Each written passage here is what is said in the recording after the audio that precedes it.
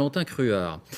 L'œil du 20h sur une héritière à l'heure où l'on parle des progrès de la démocratie et de la transparence en Afrique. Elle s'appelle Pascaline Bongo. Elle a 59 ans. Elle est la fille de l'ancien président du Gabon, Omar Bongo. Et son train de vie a viré ces dernières années à la folie dépensière. L'œil du 20h avec Sébastien Lafargue et Mathias Second. Ce n'est peut-être pas évident comme ça, mais ces pots de crème glacée en disent long sur le train de vie d'une des héritières les plus riches d'Afrique, Pascaline Bongo. Un train de vie à crédit sur lequel l'œil du 20h a enquêté. Au Gabon, la famille Bongo est aux commandes depuis près de 50 ans. Il y a eu le père Omar et depuis sa mort en 2009, son fils Ali a pris sa succession. Mais il y a aussi la fille, Pascaline, une héritière au cœur du pouvoir, signe particulier, une légère tendance dépensière. À Paris, un homme était chargé de faire ses courses. Il s'appelle Franck Zakaria. Pascaline Bongo a été sa cliente pendant 15 ans, une cliente toujours très pressée. Les exigences de la cliente, c'est aujourd'hui j'ai besoin de fleurs, il est 21h, j'ai besoin de fleurs pour demain ou après-demain matin à Libreville.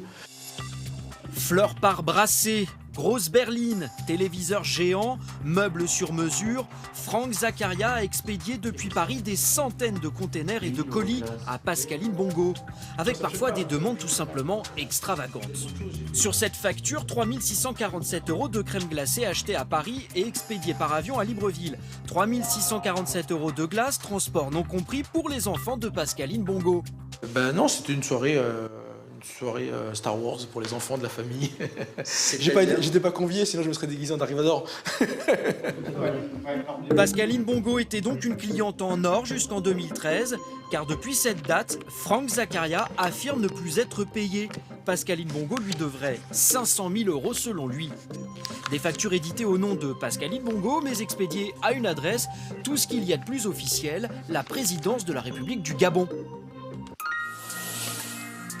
Alors Pascaline Bongo aurait-elle confondu son carnet de chèques avec celui de l'État gabonais? Directrice de cabinet de son père Omar, c'est elle qui organisait ses déplacements en avion. Mais a-t-elle profité de son poste pour financer des déplacements qui n'avaient rien de diplomatique?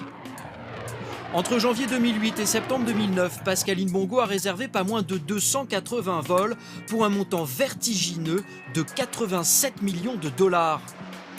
Des vols souvent effectués en jet privé, dont voici les photos. Intérieur luxueux, champagne et caviar servis à bord en supplément. Des prestations ultra haut de gamme selon le gérant de la société qui a affrété ces vols. Nous l'avons joint par Internet. Dans certains avions, on a ce qu'on appelle des master bedrooms. Ce sont des grandes chambres qui sont équipées comme celles des hôtels 5 étoiles.